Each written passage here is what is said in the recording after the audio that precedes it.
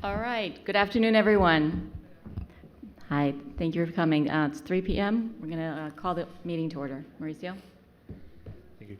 Commissioner Joseph, Present. Vice Mayor Lama, Here. Commissioner Stuyvesant, Commissioner Vizcarra, Here. Mayor Svechin, Here. all members present, ma'am.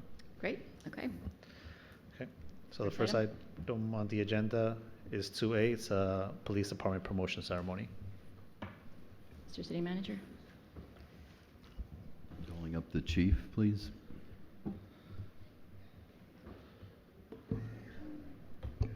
Good afternoon, Honorable Mayor, Vice Mayor, Commissioners, Mr. Manager.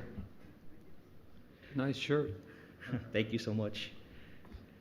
So I'm proud to stand here today in front of esteemed colleagues, honored guests, as we gather here to celebrate a significant milestone in the career of one of our own. Since joining the Sunny Isles Beach Police Department in 2010, Officer Brandon Bestard has exemplified dedication, professionalism, and an unwavering commitment to our community. Brandon's journey into law enforcement is deeply rooted in family tradition. His father, Bernard Bestard, served with distinction as a Miami-Dade police officer for 3 decades, from 1974 to 2004. Following his father's footsteps, Brandon answered the call to serve, bringing honor to both his family and our department. Throughout his tenure, Brandon has demonstrated exceptional investigative skills and a relentless pursuit of justice.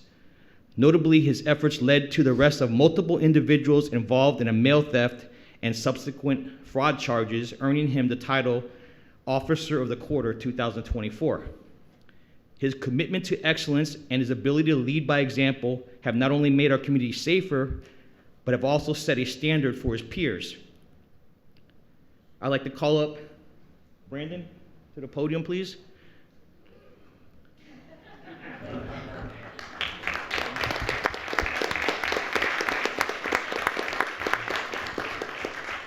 So today, as we promote Brandon to the rank of sergeant, he's already ranked, so it's a little bit of delayed, but we recognize not just his past achievements, but also our confidence in his future contributions. This promotion is a testament to his hard work, leadership, and the respect he has earned from colleagues and community members alike. Please join me in congratulating Sergeant Brandon Bestard on this well-deserved promotion. We look forward to your continued leadership, Brandon, and dedication to Sunny Isles Beach community. And once again, congratulations, Sergeant Bestard.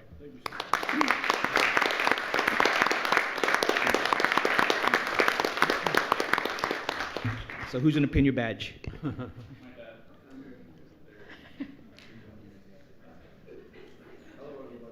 Hello.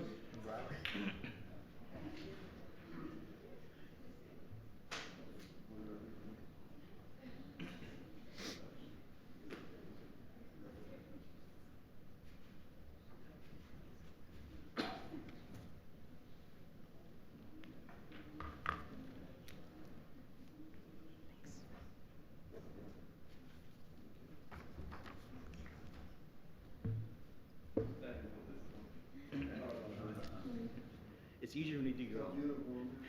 It's easier when you do your own.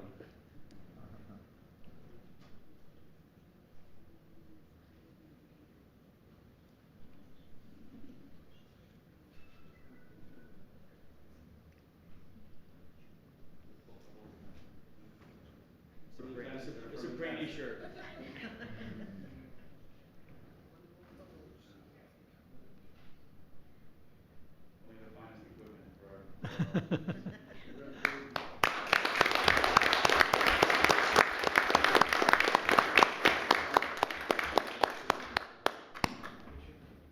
Get a picture.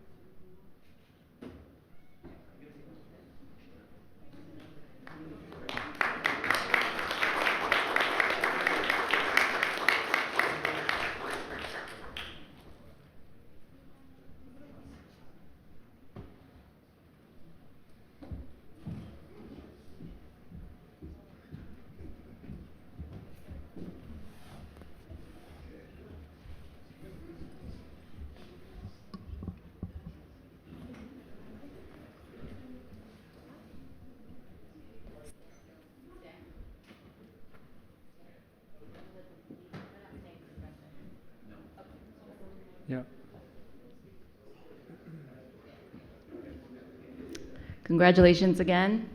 We're going to go to the next item. We have a pretty full workshop agenda. Sure. Next item is 2B, red light camera program update and statistical data presentation.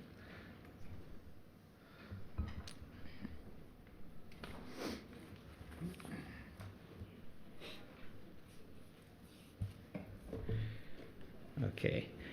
Good afternoon once again, Mayor, Vice Mayor, Commissioners, Mr. Manager. So today I'm going to do a short 6-month recap of our red light camera program. So you got to forgive me, first time ever using a PowerPoint. So I'm going to go over some statistics. But first, a message from the police department. We're delighted to announce the remarkable success of our red light camera program. This initiative has played a pivotal role in enhancing road and pedestrian safety across our community. The positive impact is evident as our streets become significantly safer for all residents and visitors. Building on this success, we're excited to expand the program in the future, further extending its benefits and ensuring the highest standards of public safety. We remain steadfast in our commitment to creating a safer environment for everyone. This is a 6-month breakdown of total citations by intersection from September of 24 to February of 25. So as you can see the numbers, we're averaging about 2,000 a month. Violators, total for 6 months is 12,235. So we have the cameras at 159 in Collins, north and south, 183 in Collins, north and south, 193rd in Collins, southbound only. Northbound is blocked by the bus lane, unfortunately, and 200 block of Stony Isles Boulevard, eastbound. So is that more than we expected? Yes. A lot more than we expected, right? Honestly, with the data that we tested, we did expect it to be this much. So this is a breakdown of the repeat violators by month. As you can see, very little. So, which is a good thing. That means they're working. Yeah. So I think the highest on here is 3.4%, which is very, very minor. Relevant data, as of today, more like 2 weeks ago, there was 3,639 notice of violations that showed outstanding and need to be paid, which isn't much as you think if we get 2,500 a month. So in the past 60 days, 2,995 notice of violations are now uniform traffic citations. Magistrate hearings are held to dispute the notice of violations. And for the month of January 2025, we had 3 scheduled for a magistrate hearing. And for February of 2025, we had 11 scheduled for the magistrate. And lastly, approximately 13.1% of the violators are Stony Isles Beach residents over the 6 months. Lastly, we're proud to say our #1 priority is always public safety, but as of this presentation today, there are 0 reports of accidents caused by our red light cameras. Good. That's it. Okay, Keep it that's going. really, that's amazing. So can you just, to recap for those that maybe don't remember, how much are these, the typical violation, and how much has this cost us? If you don't know, then get me that information later. So the and versus- violations are, The violations are $158 per Mhm. violation, with $150 for administrative costs if they decide to take it to a hearing. Which they have to pay if, Yes. okay. And do we know how many we've had, how much it's cost versus how much we've collected, the program? I can answer that. We're Okay. still doing a cost-benefit analysis, Okay. but we can tell you based on projections that the money that we're receiving covers the cost of the program. Right. Yes. Okay. Much more than what I think we Yes. anticipated. And you said you'd like to, Chief, you are recommending to expand the program? yes, we're looking to expand the program. Okay, great. Commissioner Viscar? This definitely exceeds my expectations from when we initially began talking about it. But, data works, right? We did our study, and we're on track, or maybe even doing better than we thought we would. So, so in terms of the expansion, are we thinking like Winston Towers or where are we thinking to expand it to? 2 additional locations, as long as I have your approval, along the manager's approval, is going to be 174th Street, which is Winston Towers, north and southbound, and 167th Street in Collins, north and southbound. That's the big intersection, on Sunny Isles Boulevard. And I believe that would be a positive addition, and will also increase our initiative of what we're trying to achieve with this program. Amazing. Are we thinking of putting any on the sidewalks? I wish we could. Vice Mayor, did you have anything? I mean, this is great in the sense that no accidents have been caused because of red light cameras. I think that was one of the main concerns.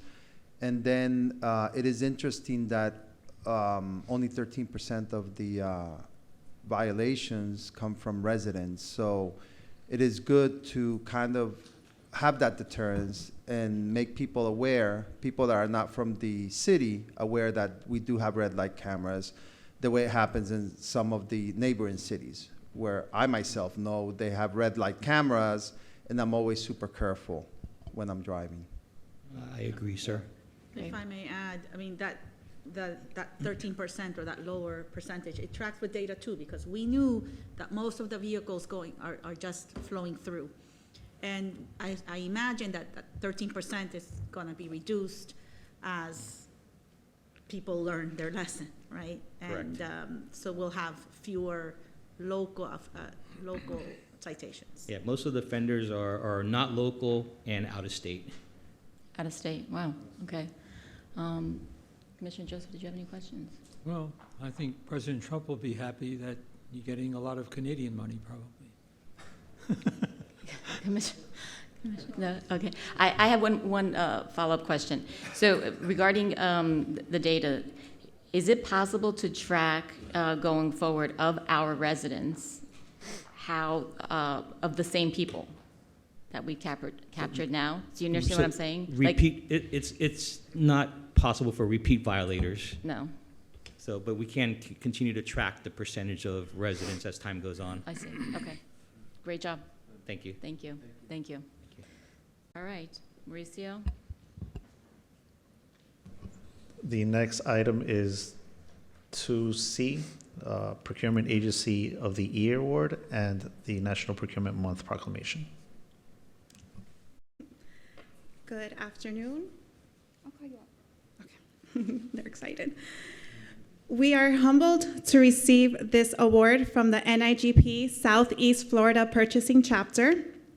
This award would have not been possible if it wasn't for the support of the mayor, vice mayor, commissioners, city manager's office, city department heads, and my dedicated staff. I also want to recognize our chapter board members and to the Southeast Cooperative Group for all the valuable network resources made available to us. As I mentioned, achieving this award requires strong teamwork. That being said, I would like to call up Purchasing Agent Anastasia Nefadova to join me to receive this award. It is with great honor that we will now introduce our special guests who are going to present us this award. When I call your name, please come forward. This special procurement professional, a colleague and a mentor, I call her my neighbor. Her presence here today is truly a reflection of the strong collaboration we share. Please help me welcome Purchasing Agent Indra Saruj, City of Aventura.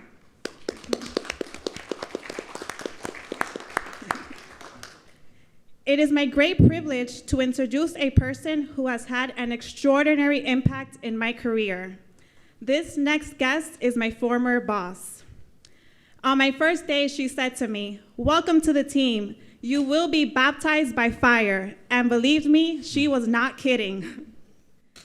She inspired me to reach higher, be better, and push my professional boundaries. And for that, I'm forever grateful.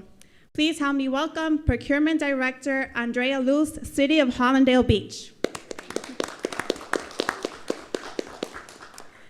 If our next guest looks familiar to you, that's because he was the city's purchasing agent in 2015. Since then, he's built an impressive career, taking on various roles that showcases his expertise and dedication.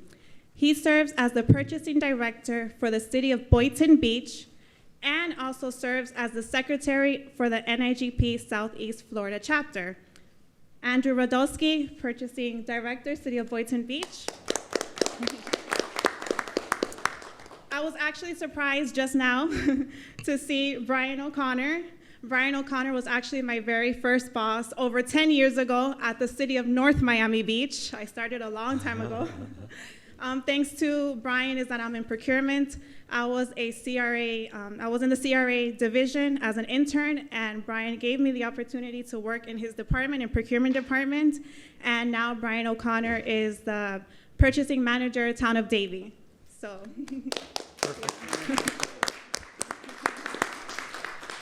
So they will now present us the award.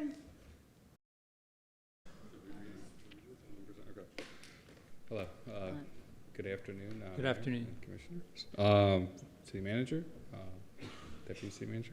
The Southeast Florida chapter of NIGP is a nonprofit association dedicated to the advancement of the public procurement profession in South Florida region. Our chapter includes 454 individual members in Broward, Palm Beach, and Miami-Dade, Martin, Monroe, and St. Lucie counties, representing more than 90 public agencies. As an affiliate of the National Institute of the Public Procurement, NIGP, the chapter offers members the educational, the professional development, and networking opportunities that they require to efficiently and ethically carry out their responsibilities. Chartered in 1990, our mission continues to inspire our activities and goals to promote ethical, efficient, and cost-effective procurement, public purchasing policies and practices, to present educational programs, products, and services for public purchasing personnel, to provide a vehicle for the exchange among members of the use of information about policies, practices, procedures, products, and services of common interest.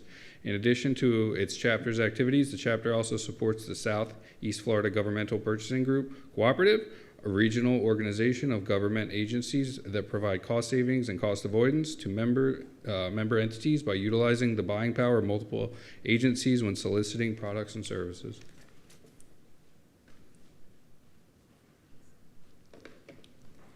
In representation of the board of the Southeast Florida chapter of NIGP, it's my pleasure to present the City of Sunny Isles Beach, the Board of Director Agency Award for our outstanding contribution to the chapter for public procurement. The City of Sunny Isles Beach Procurement Department was selected based upon the criteria established by the board, that includes Genesis, I changed her name.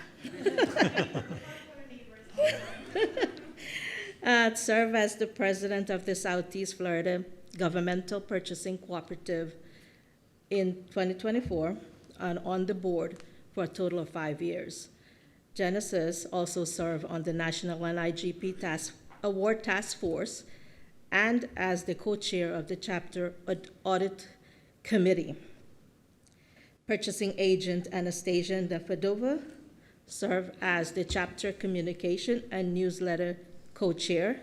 This position is responsible for posting the chapter events and update on social media.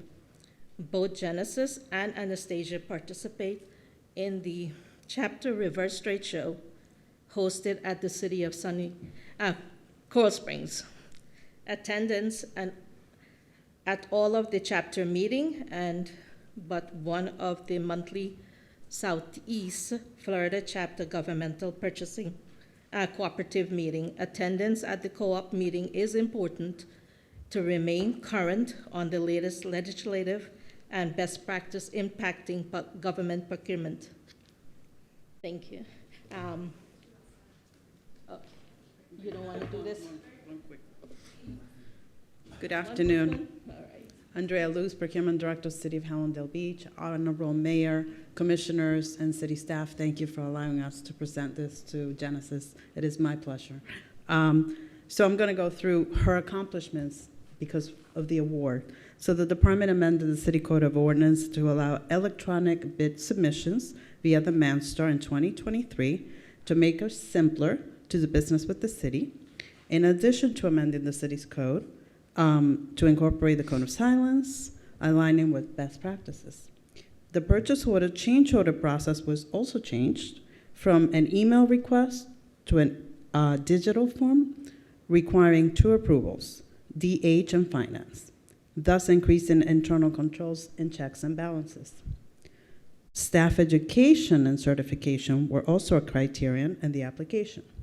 Genesis holds a master's in public administration from Florida International University and is a certified public procurement buyer, CPPB, which requires a minimum of 3 years in public procurement.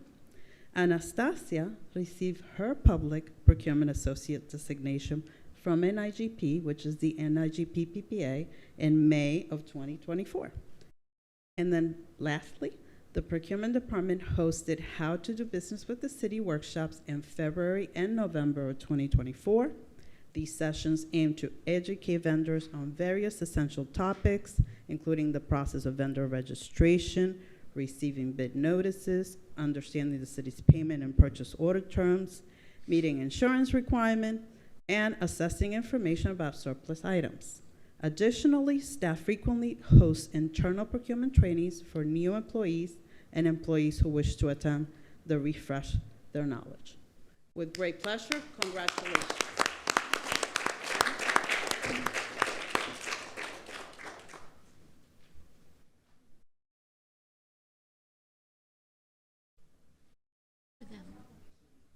You want- Yeah. you want that? We'll do them first, and then.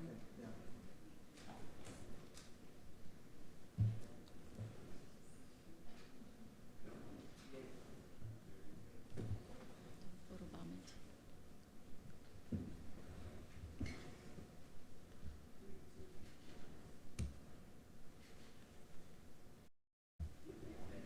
Wait, and then we'll come down to get a picture with you all as well.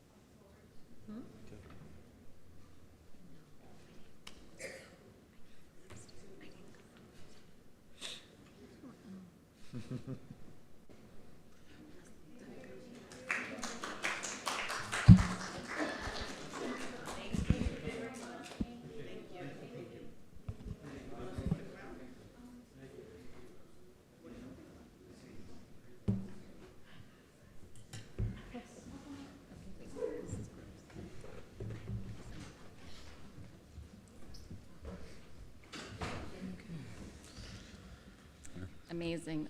Okay, Mauricio, next item, please. Okay, next item is 2D, Proclamation for Women's History Month Commissioner Okay. Stuyvesant. by Commissioner Stuyvesant. I'll start off by reading the proclamation.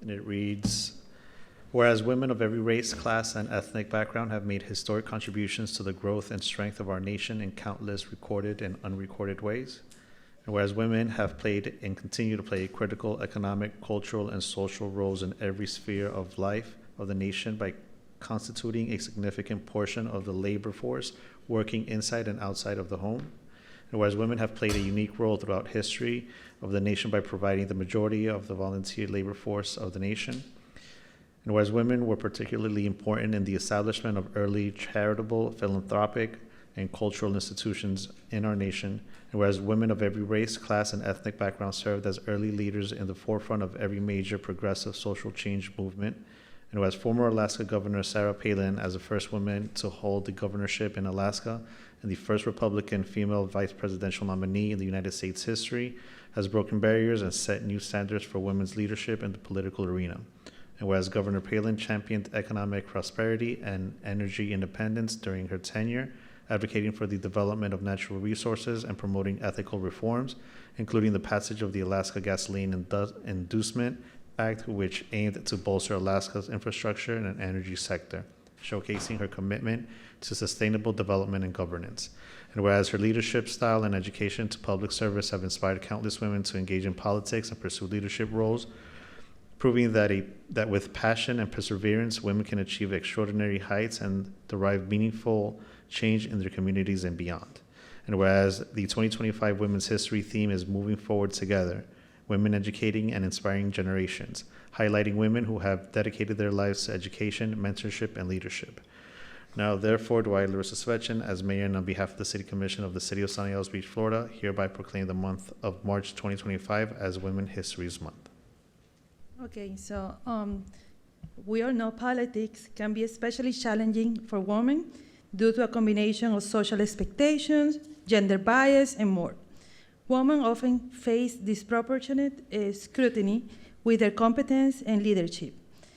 Societal norms and traditional gender roles frequently make it harder for women to balance political careers and family. So it is an honor for me to bring this proclamation to former Governor Sarah Palin. She's going to be here in Miami this weekend, so we are going to be in an event with her on Saturday.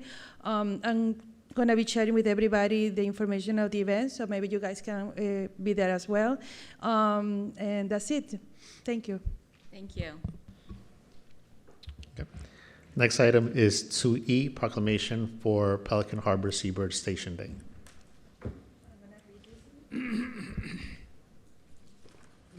Julie, I'm going to put you on the spot. Thank you. Okay, so whereas, okay, one second. Pelican Harbor Seabird Station was founded in 1980 with a mission to rescue, rehabilitate, and release sick, injured, and orphan wildlife, and to educate the public about the importance of wildlife conservation.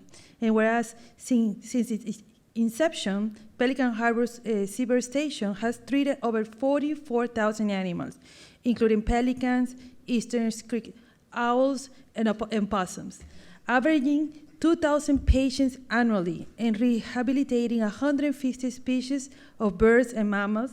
And whereas the Pelican Seabird Station works closely with federal, state, and local enforcement officials, including the U.S. Fish and Wildlife Service, Florida Fish and Wildlife Conservation Commission, Miami-Dade Fire Rescue Department, and Ocean Rescue, to ensure the well-being of native wildlife. And whereas in November 2024, Pelican Harbor Sea Station broke ground on a very big and new, that we can't wait to be finished, wildlife hospital and education center along Miami's Little River, expanding its facilities to an 8,000 square foot building, 8 times larger than its current location, to enhance its capacity for wildlife rehabilitation and public education. And whereas Pelican Harbor Sea Station new facility will feature 9 clinics, a dedicated animal hospital, and separate public and rehabilitation spaces, underscoring its commitment to both animals care and community engagement. And whereas Pelican Harbor Sea Station offers various educational programs, including behind-the-scenes tours, educational presentations, community tabling, and free public tours, fostering a deeper understanding and appreciation of South Florida's native wildlife among residents and visitors. And Pelican Harbor Sea Station dedication to wildlife conservation has made an invaluable asset to Miami-Dade County and a leader in seabird rehabilitation. So we proclaim March 12, 2025 as Pelican Harbor Seabird Station in the city of Sunny Isles Beach. Thank you so very much. Of course. Thank you, Mayor, Vice Mayor, Commissioners, community members. It means the world to us to have your support, to have your advocacy. It's with the community members that spot the animals, bring them to us, support our mission. It means the world to us to have the community support for over 40 years, and we couldn't do any of this great work without everybody. So thank you so much. And I want to also add something. We are planning to do an animal release here in the city of Sunny Isles in the coming weeks, Yeah. like sooner than later. Of course, like we will prepare and advertise that, but it's going to be a beautiful community event, and we thank you for everything that you do. Thank you so much. Okay. Thank you. Thank you.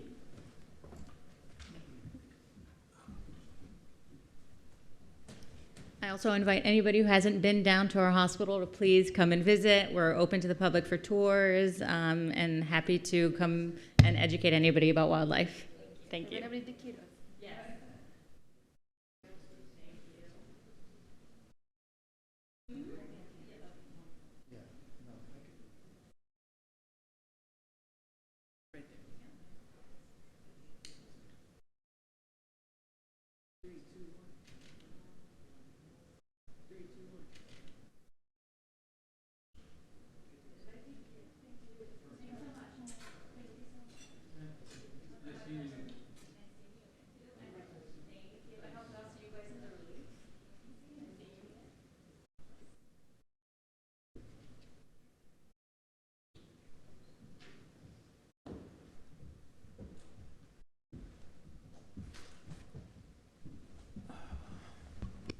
Okay, Mauricio. Next item is 2F, the 2023-2024 fiscal year audit presentation.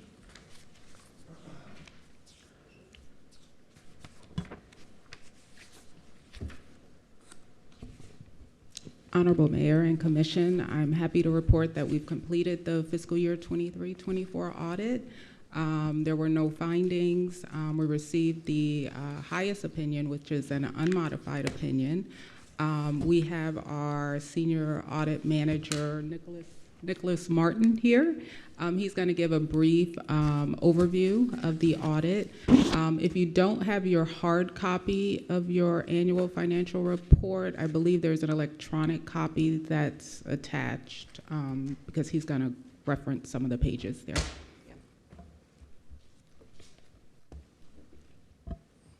Thank you, Tiffany, and good afternoon, City Commission. Like Tiffany mentioned, I'm Nicholas Martin with CBIZ Audit Senior Manager. And today I'm going to go ahead and present the annual comprehensive financial report for the fiscal year ending September 30th, 2024.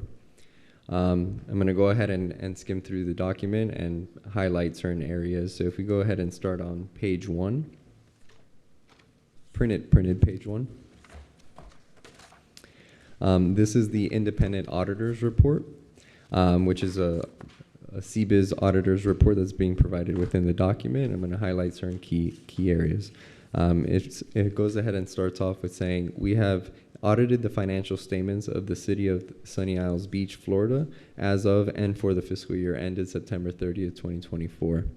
In our opinion, the accompanying financial statements referred to above present fairly in all material respects. This is what is known as a clean opinion, and the only opinion that the city would like to be associated with. So congratulations to you all with that. If we go ahead and turn to page 4. This is the start of the management discussion and analysis. This section specifically runs from pages 4 through 16.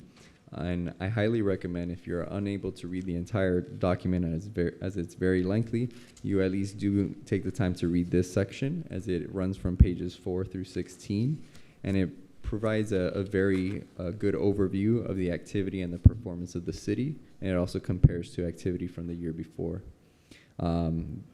This section provides you both with a quantitative and qualitative analysis of the year. And this section is prepared by Tiffany and her team as well. So if we turn to page 17, this is going to be the start of the financial statements. On pages 17 and 18, this is what is commonly referred to as the balance sheet and income statement. However, for governmental terminology, this is what is considered to be the government-wide statements. The city, I would like to highlight one certain item on this balance sheet, the statement of net position, which is the unrestricted net position as a whole for the entire city was $61 million, which is a very healthy position. I would like to turn to page 19. and this is going to be the balance sheets at the fund level.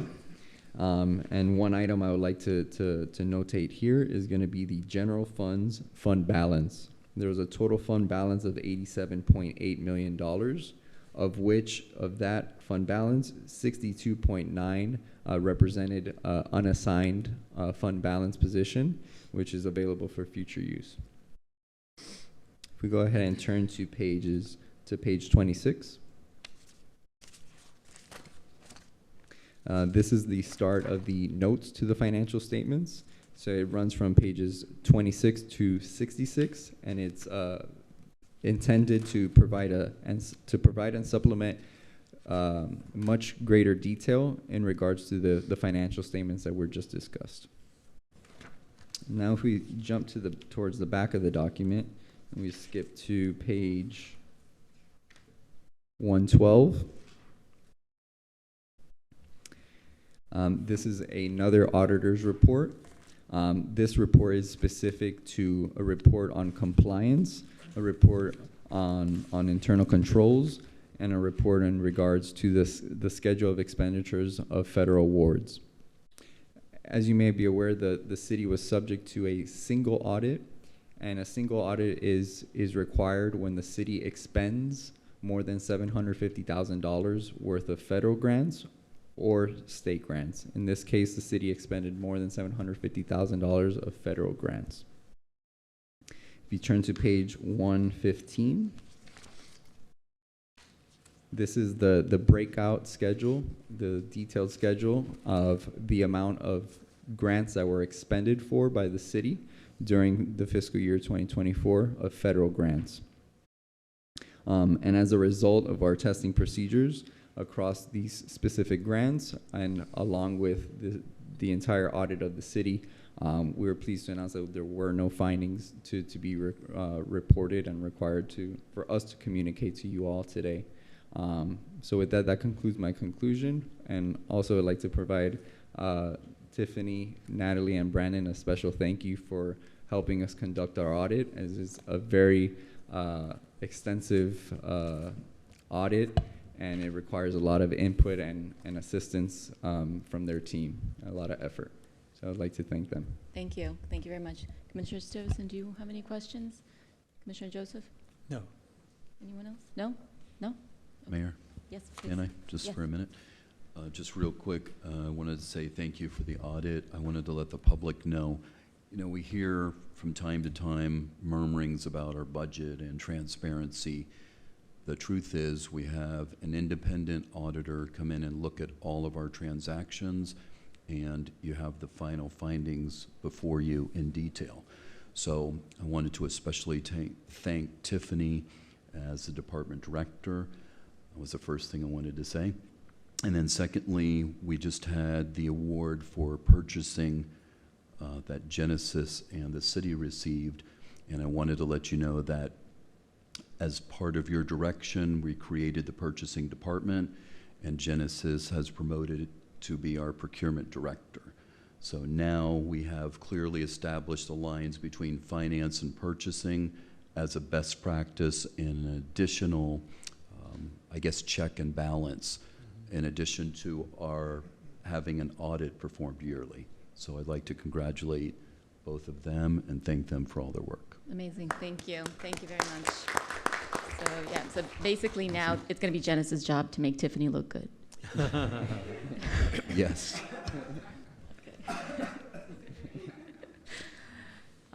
If we don't have any questions. And vice versa. Thank you. Thank you very much. Thank you. Okay. Next item is 2G, the 2025 legislative update. Commissioner Vizcarra.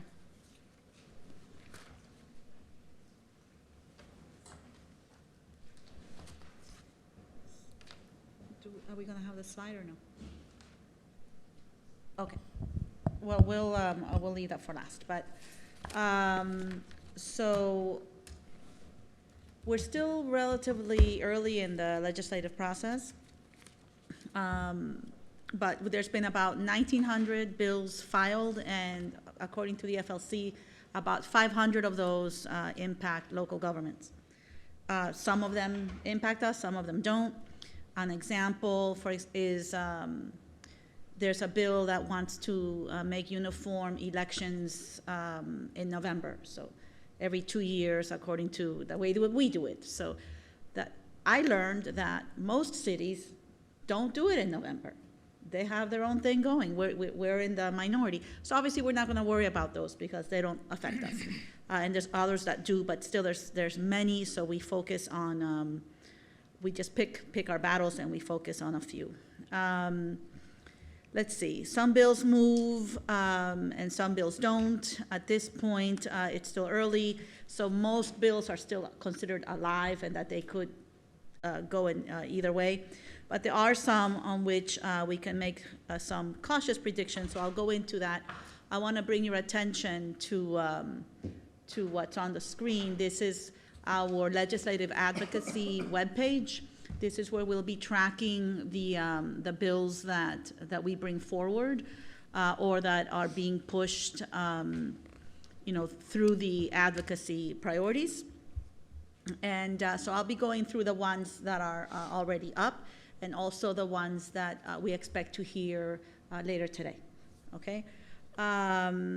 Let's see. But before I do that, I wanted to talk about the importance of looking at legislation in a broad way and not just honing in on what one particular bill may do, because it's really a broader conversation. And what the FLC is telling us is like we're getting hit on both, they call it on both sides of the ledger. So there's bills that are looking to reduce our revenue, and like the business tax bill is an example. They want to say, well, this is you can cap it here. There's only so much you can do. But then on the other hand, like with sovereign immunity, they want to increase our liability, if we get sued. So we're taking in less if these succeed, right? We're taking in less, and we may be able to spend more. And the theory is that the way to fix that, because here we are, we're taking the hit, we the municipalities, and when you ask them, well, how do you expect this to be a sustainable situation if we have less money coming in and more money going out? Their answer is simple for them, which is, well, just raise your millage rate. And that's not a conversation that's comfortable for us, but that's always the tension, right? So that's why it's important to always think about these bills in terms of the larger context. So this is, I can't read it, but it's SIBFL.gov's legislative advocacy. So we can, if you Google it, you'll find it. So the first one is the first one that we put up there that was about the traffic study that was by the city manager. That's not actually part of the session. And I've been tracking everything else, but this is actually one that I don't know how to follow up. So I would ask that when we do the wrap up at the end of the session, maybe we can have an update on where we are with that. The next one is the immigration enforcement that was brought by Mayor Svechin. It was, I believe it was part of the special session from as far as I understand it, it made it all the way to the governor's desk. I don't know if he signed it, he may have, but it's definitely on his desk. The prohibition on smoking and vaping, which was brought by Commissioner Joseph, it does not have a companion bill, so even though it's a bill that we support, if it doesn't have a companion bill on the House side, that's one of those cautious predictions that we can make that it's probably not going to go well. But stranger things have happened. Like, you never know. It did receive its referrals to committees, but there's been no committee activity, and there's no companion bill. So it's not looking good for vaping and smoking. The next one that we have is the sovereign immunity. That's the one about increasing our liability for lawsuits.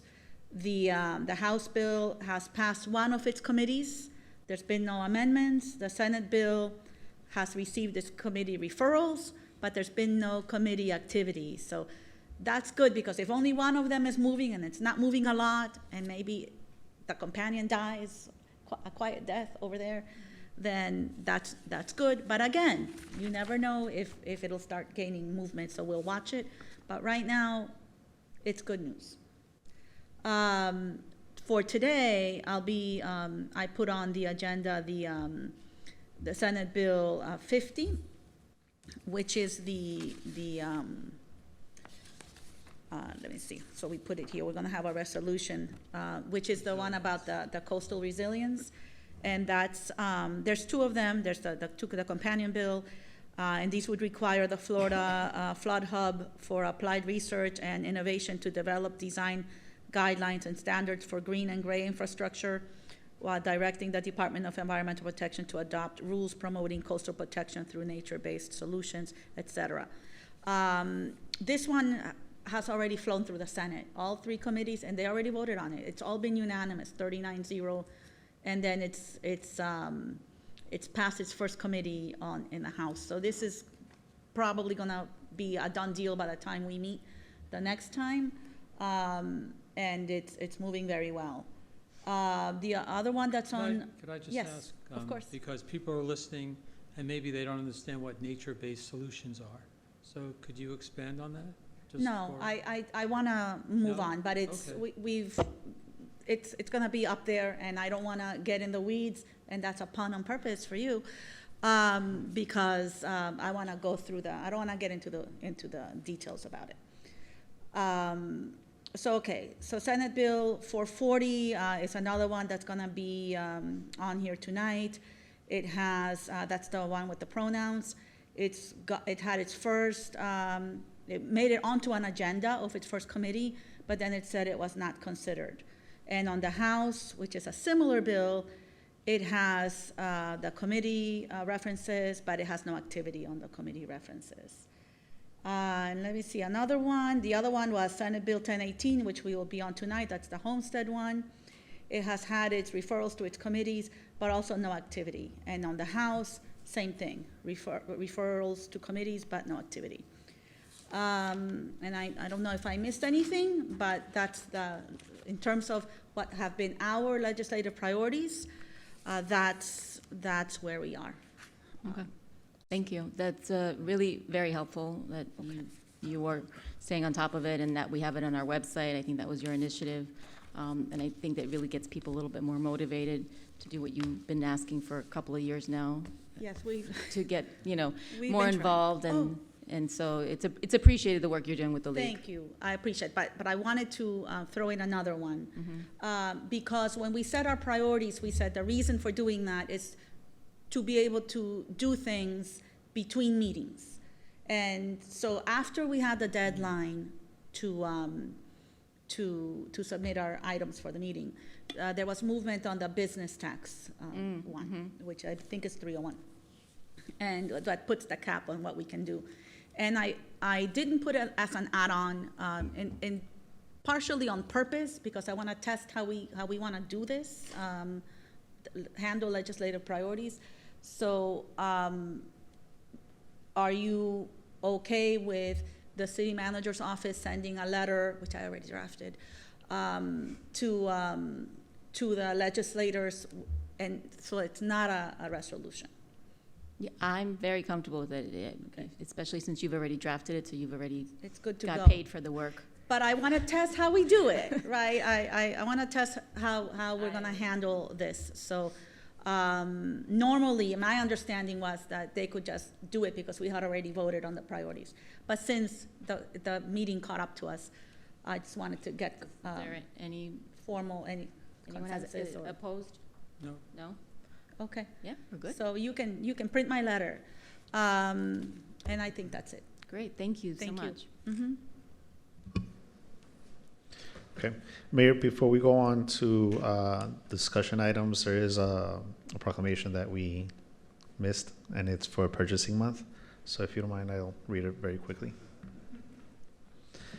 Proclamation reads, whereas the Latin phrase for purchase is MOME emptum, which is defined as to buy, purchase, and whereas purchasing materials management professionals play a significant role in the efficiency of both government and business, whereas purchasing materials management professionals, through their combined purchasing power, spend billions of dollars each year and have a significant influence upon economic conditions throughout the world, and whereas the state of Florida has a solid commitment to promoting ethical standards, best practices, education, professional development, and research, And whereas these professionals, such as Genesis Cuevas, Purchasing Director for the City of Sunny Isles Beach, and Anastasia Nefodova, Purchasing Agent, make it possible for local government to serve the citizens of the city by obtaining the goods and services needed to get the job done in a fiscally responsible manner. And whereas professional purchasing employees throughout Florida engage in a special effort during the month of March to inform the public about the importance of the role played by the purchasing professionals in both the public and private sectors. Now, therefore, do I, Larissa Svetchin, as mayor in the city and on behalf of the City Commission of the City of Sunny Isles Beach, hereby proclaim the month of March 2025 as Purchasing Month. Do we have it? Yes, we do. Okay. I'm going to come down.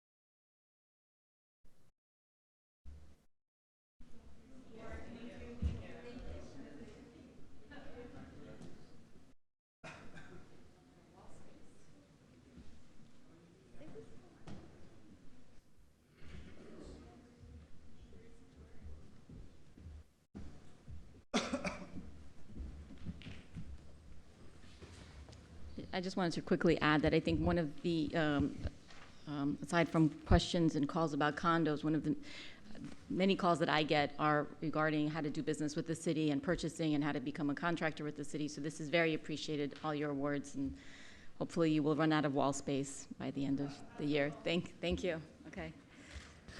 Okay. Next item is 3C, 2025 Holiday Lights Proposal. 3A. 3A, excuse me. May I, before we, Please. I just want to correct the record that the business tax one is 503, not 301. Okay, thank you. I knew you were on top of it. Honorable Mayor, Vice Mayor, Commissioners, City Manager, City Staff, it's only March, but it's time to talk about holiday lights.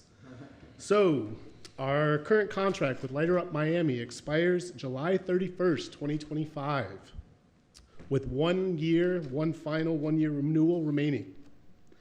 We have been working with our contractor diligently to try and finalize this season's design, early for your review. As presented, which we'll go through the slides real quick, the total cost of this year's design, as presented, will be $221,580. That reflects an increase of $52,500 from the 2024 holiday season cost of $169,080.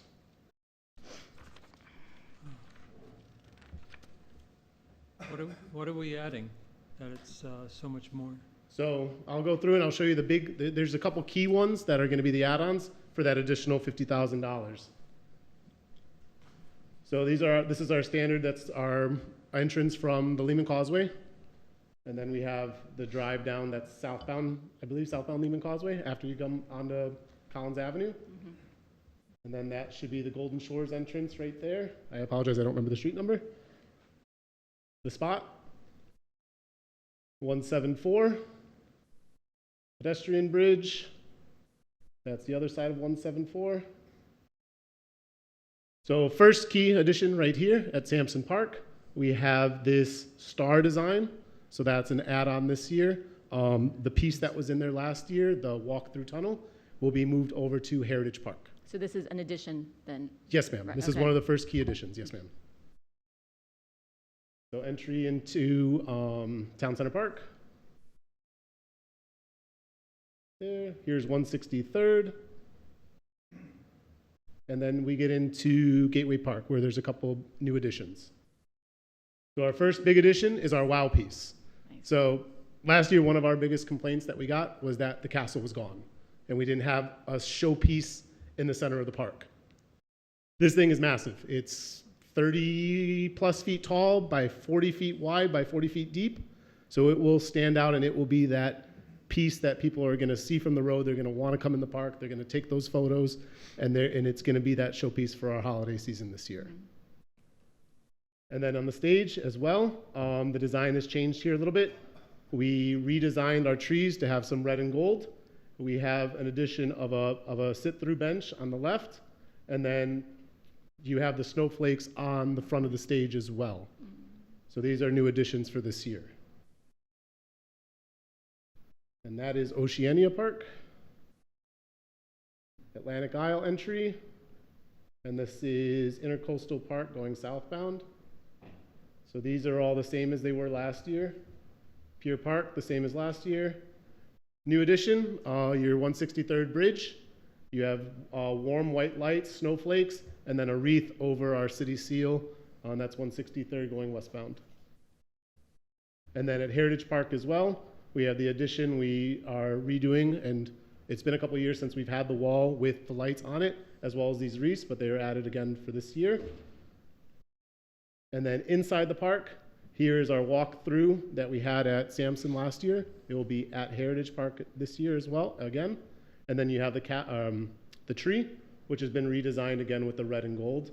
And then you have an additional menorah, additional dreidel on the stage as well. And that is, I want to say if I remember correctly, it was 4 feet by 6 feet, so it's quite large. It's larger than the other two that are going to be at Gateway Park. And then here is 172.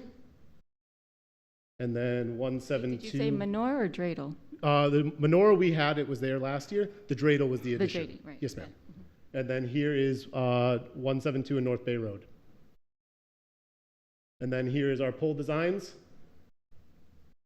And then here are your locations for our 8 dreidels in the city for our pole banners.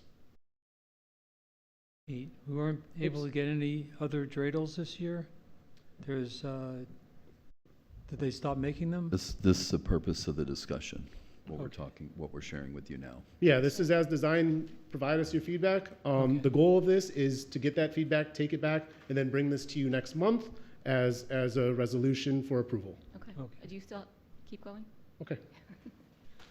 And then now is the breakdown, and this has all the add-ons where it goes down to our total cost. I added a new packet on the dais for you because there was a couple last-minute changes that I was working with them up until noon today to get this done for you. Okay. And then there's the total price for this year's plan. Okay. Commissioner Joseph, you want to start with your feedback? Well, I believe last year we ended up with 8 dreidels, but we were supposed to have 20 originally. From the year before, we were told that there would be 20. We ended up with 8. So what's going to happen this year? If I may, Mayor? Please go ahead. If you would like more dreidels, we'll take that direction. But if you could tell us where you would want them, because to have more, we just need to know where to put them, because we don't have any more light poles to put anything on. So we're not adding light poles. So something would have to go. So if I can, I can add, because I know where you're going, is interestingly, on the one hand, I got complaints that we don't have enough dreidels. On the other hand, I got a complaint saying, why does the city look so Jewish? And not enough red and green. Yes. So is there a way to make it more balanced, I guess, so that the poles, I know that, there's a pattern to it. We did get that feedback as well, which is why we came up with this presentation that we presented to you. So that's where the red got added in. Because we did get we got more feedback that it wasn't Christmassy enough than we have did. The wreath on the bridge, which is good. Right. That's adding to it, I think, yeah. Right. Those are the things that we added to respond to those comments. I did not get any feedback about more dreidels. I had one comment from a resident who lives on 159th Street where a dreidel was installed in the wrong location, and when they went to put it in the right location, then I heard from that resident, and then we put it back. How do you know if it's a wrong or right location for? Because when we approved it last year, the goal was to have we have 4 entrances, 2 dreidels at each entrance, one north and south at each entrance. So the William Lehman Causeway created no place to really put one. So they just randomly put one at 159th, and then, you know, So when we where- saw it, we Commissioner were like, Jessup, no, where- it's supposed to go over Well, there. just where are saying you there's recommending? Just a mix and match, you know, just, So the question, I think, was that we ran out of poles. right. But the thing is, if you have one ornament on a pole, you know, you remove something Right, and put a so dreidel. our previous agreement, we purchased, the amount of pole decor that we have is what is in our inventory per contract from previous. So we don't give it back. We don't give it back. So Right. we would have to add more, and then we're just gonna store these and not use them, because I don't have any other place to put them. I guess I could put them in a park or someplace where we've never had them before, but that requires adding electricity, so you're talking about a significant cost difference. How many more Well, are you? I don't, you see, the problem is we don't have much resident feedback. So, you know, I got quite a bit of resident feedback last year, all of it very positive. yeah, after the fact, though. No, I got it, I mean, as soon as it went up. Oh, you're right. But I can tell you, last year we had Rabbi Keller here and Connie, I believe. Yes. And we did talk to them even after the meeting, told them what we were doing, and they were very pleased with what we were doing. They did not ask for more. They thought that what we did was, Well, they had thought, Very actually, nice. because they had heard, what I had heard, that last year there were going to be 20 throughout the city, which ended up being 8, so, you know. but there's two, there's also the ones that are in the park. So may I? 'Cause Sure. Rather than on the poles, can we add something on the ground? You know, like That's what we did. So that's why you got the two on the stage at Gateway and the one at the stage at Heritage. And I think there was another one. Those are the only ones that I have in the Okay, proposed plan. in the proposal, okay. The whole city is gonna be white and blue, the whole city. So what more do you want? It's not what I want. It's for me, it's not, I'm advocating for residents. It's not for me. Okay, So I'm perfectly by you fine. saying that, that's not thinking of the residents. Well, let's let's do one at a time. So did you want any other feedback? To provide any other feedback to Well, Colin so that he can come back with some? When is it that you need this answer on where they might be? I mean, the goal was to take the feedback and then come back to next month's Yes. commission meeting. Okay. But So- the contract doesn't expire until July, so we Right. have some time. But due to potential tariffs and et cetera, we're trying to work with Yeah. our vendor to expedite this in a more Exactly. timely manner. So let's put out a request to residents for what they would like to see on the polls. No, I What, don't, that's- Jerry, no? I think that Or- that's just adding too much. What would you like Well, to see? What Let's would just- I like to see? On behalf of the residents, not you So, personally. Yes, okay, right. So I would think, going down Collins, if you have X amount of, even amount of polls, every fourth poll or something, a dreidel, or however it works, you know, or every fifth or sixth poll, whatever.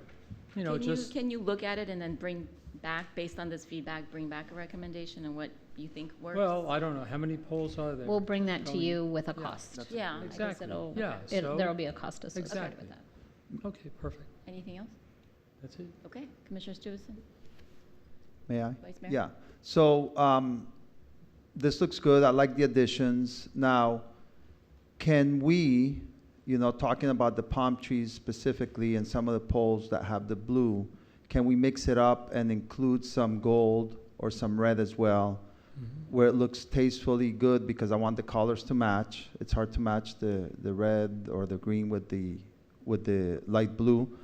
And obviously, based on some of the resident feedback, if we can mix it up a little bit, because I like the details with the Christmas trees, with the red and the green and everything, but those are going into the parks and like special areas, right? The palm trees and the poles with the blue are prevalent throughout the whole city. So if we could mix that up, so we could take into consideration some of the resident feedback, I'll appreciate that very much. Okay, absolutely. If I can just add to that, Yeah. again, we'll find out. I'm just afraid that the cost is going to be significant because we approved a style and that was a multi-year style. So changing the palm trees all along the roadway, we were really given the direction to make it elegant and less Christmas. So Well, this presentation, I think it needs to be balanced. So I think that's some of the feedback we received. which is why we added a lot of the red and the Christmas trees. Yeah, but I mean, the thing is that when you start driving, right, and you look at all the palm trees and everything, it's like, that's what you see, right? To look at the Christmas trees, you're gonna have to go into the parks, and I love the Christmas trees and some of the other, additions. Just trying to see if we could mix it up a little better when we're not talking about, going into parks and. So how about this? How about the gifts that we have in the front as you enter? If you can have some color in those. Yeah. Okay. See where we Can can I- mix in the colors.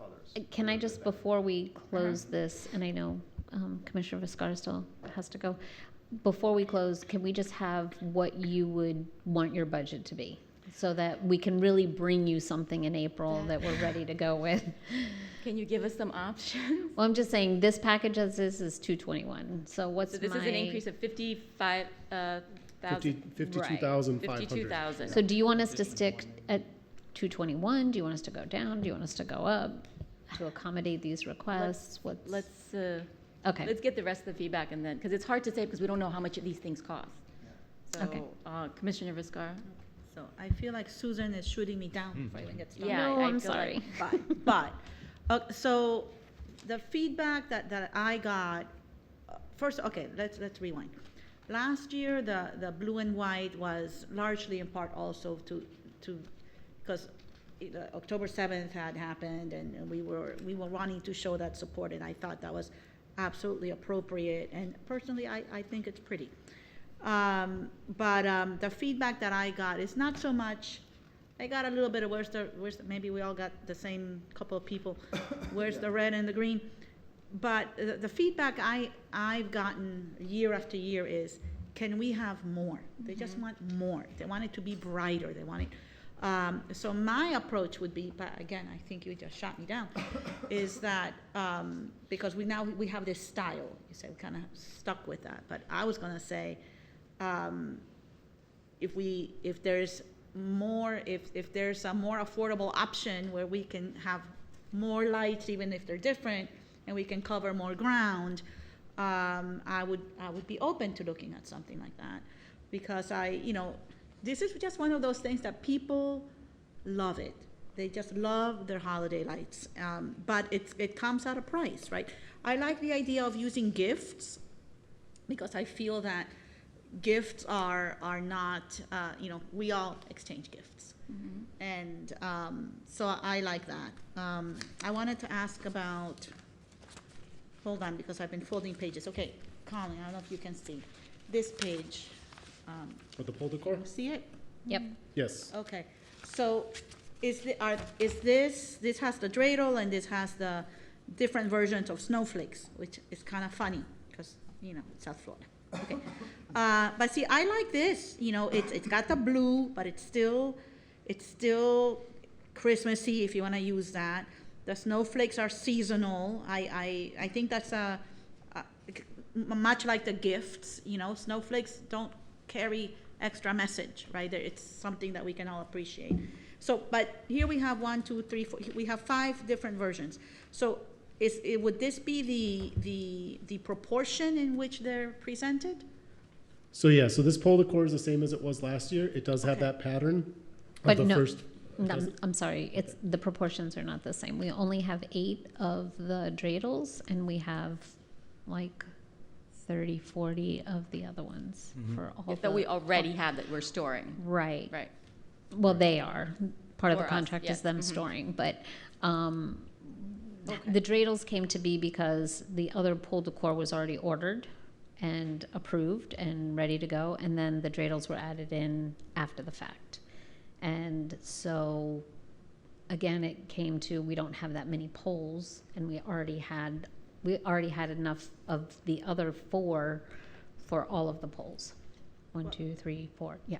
Okay, well, I would suggest if the dreidels are not available, or we can't, because we have 4 snowflakes, but again, I just think the gift is, you can add color to those, and it's, we all exchange gifts, and I think that's a nice festive image. I'm just throwing that out there as an option, because You want gifts on the pole decor? You know that I'm not a visual person. Yes. I don't know how a gift would look on a pole, but I'm just throwing it out there. Because Okay. if it's a way that we could give, the direction I've gotten from residents is more. I have a question. So if there's a way that we can, give me a second. If there's a way that we can increase what we're doing without impacting the budget, if there are other more affordable options, then that would be the way I would go about it. And I love, it is probably the only time you'll hear me say that I love the Gateway pedestrian bridge. We'll have a new elevator by then. Right, And- hopefully.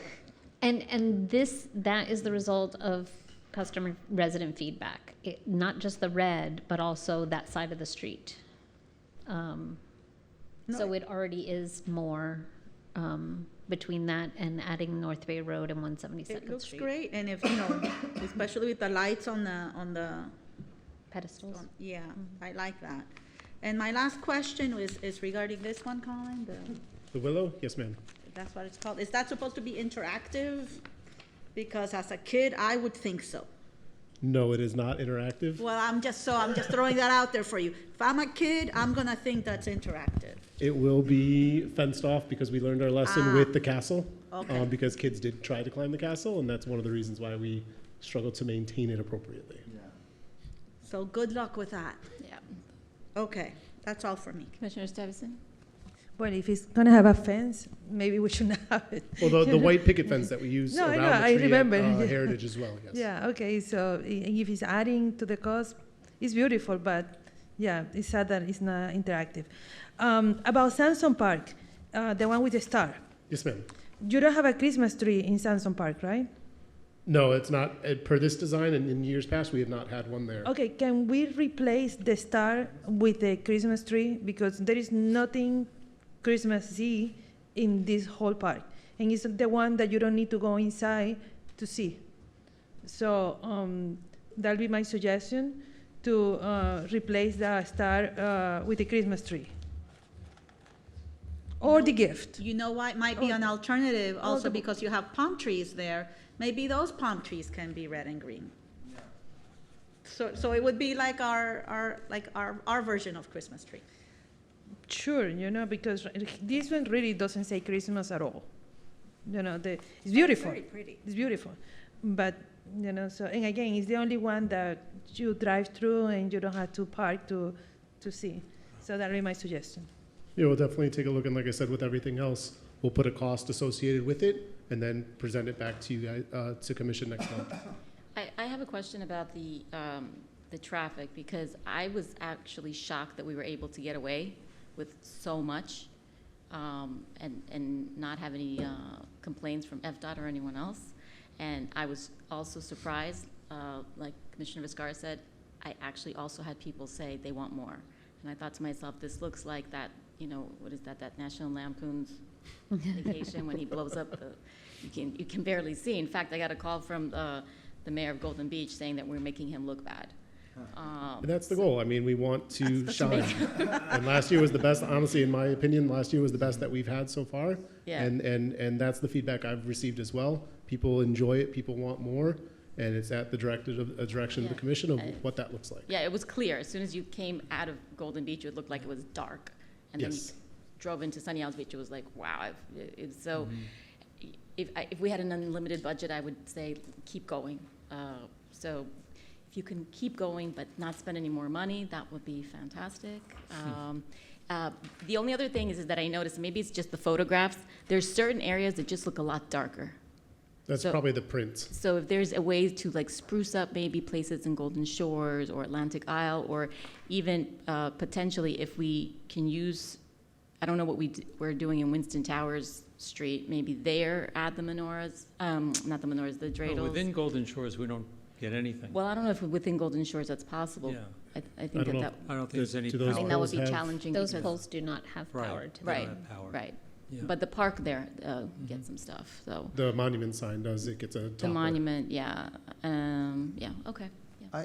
I have a quick question. So if we have the same amount of items, let's say here we replace blue to green and gold, let's say, or green and red, right? Would it be just a replacement, same value 1-to-1? No, they don't. Or do we have to like increase the budget because of that? I mean, we're not adding anything else. We're just replacing some of the colors with other colors. So Yeah, it's still a can we change order. negotiate something where we say, listen, we're not asking for more items. We Mhm. just want, unless you want more dreidels, but we're not asking for more items. We're just replacing the color. That's Yeah, something that I works. could speak with them about, Okay. Yeah. and again, bring that back to you next month. Right. Thank you. Usually, they charge everything as a change order. Well, I mean, it's something to bring up. Yeah, when we you- can when try. you're talking to them. And- I think gold is a nice, I think it's a nice, what do you call it? Not option, alternative. I think gold is a nice alternative. And so, one more thing to keep in mind, this is our last renewal with them. So after this year, we would be going back out to bid for this service again. Something to And consider. How much are the reefs? Do you know? I'm just thinking, looking at this, maybe we could put a reef. The the price side? was packaged as a whole. I So see, as soon as okay. you start subbing things out, that price point does change. Okay. Would a reef work there, or would it get torn down by? It would be You- very on the difficult. front, on Be each side of the Samson Ocean Front Park, on Yeah, that wall, Yeah, it could be something we could look into and see what that price would be. okay. Okay. Thank you. Thank you. The next item that we have is 3B, a discussion regarding donations and sponsorships. Okay. This is Same a- thing. Oh, sorry. This will be fun. Honorable Mayor, Vice Mayor, and Commissioners, did you say this will be fast? I said this will be fun. Oh, okay. Sorry for the very lengthy memo, but I hope you read it. We went back and started redrafting these documents for you and realized we had several questions, outstanding items. So just a discussion so that we can get some consensus and move this forward. So some things that we have changed.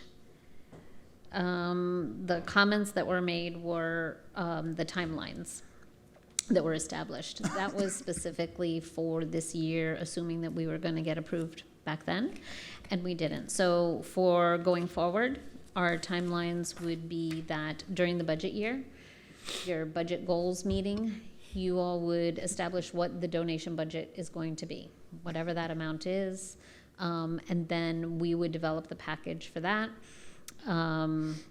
During the summer, everyone would apply.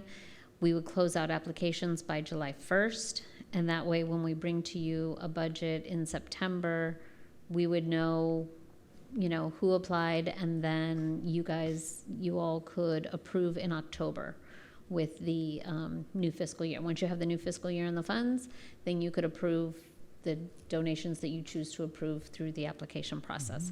For this year, because we're starting so late, we would allow for this year only, we would open it from May to June 15th. We would close them out by July 1st. And then we would award them in August, September, as long as we could get through that quickly. And then they would have a whole year to be able to use those funds and close out their grant agreement. Okay. Okay? So that's this fiscal year. So is everybody okay with that timeline?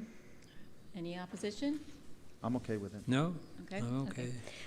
We will add in the document that there will be an exception for unforeseen emergencies, such as support after a storm, fire, war, earthquake, etc., with approval from the commission as suggested by Commissioner Stuyvesant at the last workshop. It will also include a notation that donation funding is contingent upon the city commission's allocation as approved in the annual budget, which addresses Mayor Svechin's concern about the anybody expecting it to be every year. I think that covered the comments for that. And then we are removing the limit for alternating years. The original document had you could only apply every other year. We removed that and they can apply every year. Okay. I'm sorry, I was reading, so now I'm confused. Clarify the Every year. back-to-back years. So the original document that we presented to you in January had every other year you could apply, alternating years, because the philosophy was not, and it's typical in other agencies, to not have funding for the same organization every year so they don't rely on it. And that's why we're discussing it today, because we did not get consensus on that last time, because you, Commissioner Viscara, specifically thought we should have every other year and others thought we should not. So we've removed that because I feel like at least 3 or more of you felt that way. So are we good with that? I still think we shouldn't have it back-to-back years. That you should have it back-to-back years. No, Commissioner Viscara is saying no. I don't think the same organization should come to us 2 years in a row. Well, depends upon the organization, Correct. is my feeling. I'm okay with I'm every year okay applying. with the yeah. every year. Okay, so, excellent, thank you. Then we were creating a completely separate document for in-kind donations. And before you go there, why? Why It's we're very- treating different in-kind and monetary? Yeah. Okay, so it's very similar, almost all the same criteria. There is, because it is different, out of pocket, it doesn't require a budget allocation. So that's the main difference. The financial donation is limited by whatever you all determine is the budget amount for that year. An in-kind donation is not impacting our budget and the way we're writing it. So to use something as an example, an in-kind donation that is free use of a facility that doesn't cost us anything, and the applicant, the recipient, still has to pay for staff time, water, electric if they use, dumpster, things like that. It's strictly an in-kind donation. There's no outlay of cash on our part. If, for example, like last year, Rabbi Kaller's event, if that were to be approved, that was in-kind and financial, because we paid for police, and that affects our budget. Right. So in this new scenario, they would need if that's what they wanted to do, 2 applications. One for the money and the other for the in-kind, the free use of the facility. Which would allow us to potentially approve one and not the other. Correct, Right. yes, Okay. yes. Or both. Right, but it gives Or us both. that Yes. flexibility. Okay. Right, and that's a really bad example because, but it's the only one I have right now to show, because the whole religious thing, we're not even going to go there right now, but if it was a non-religious thing, that's a good example. It had both components, both in-kind and the other. I'm trying to think of one that is strictly in-kind. The baseball field? The baseball field. That's a great example, thank you. So that was just using our facility, and we did not have to staff it. We didn't have to do anything extra. The park was open, so we were still cleaning bathrooms and doing all of that. Okay? I have another question with that. Yes. Okay, so it says in-kind donation will include free or reduced fee. Okay, so we also have to approve that. Yes. Okay, okay. Right, so let's say an applicant comes in and wants to use all of Gateway Park, all of Gateway Center. And the rental rate for that say they want it for a whole weekend, is $20,000. We put an arbitrary limit right now, is proposed at $10,000 of an in-kind donation. So if the fee would be $20,000, the limit's $10,000, they would get a reduced fee. Or maybe you don't want to give them you don't want to give it to them completely free. You want to say, hey, you need to have some skin in the game also, and it's $5,000 and they pay $2,500 and you give them an in-kind donation for $2,500. That would be the reduced fee. How do we calculate the fee as it is right now? So the fees were established when we first opened Gateway Park, and that was based on market rates around the area for a But we don't similar have like product. a formula for it. There is not a formula, it's a set fee. Okay, so we have a set fee for like each park and each location if we want to rent it? Or? Not each one. Okay.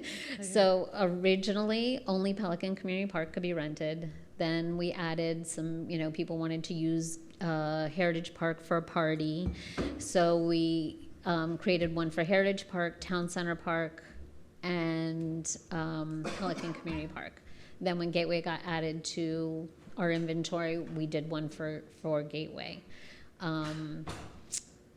The philosophy of previous commissions and administration was that certain parks, they did not want it to ever hinder the use of the residents.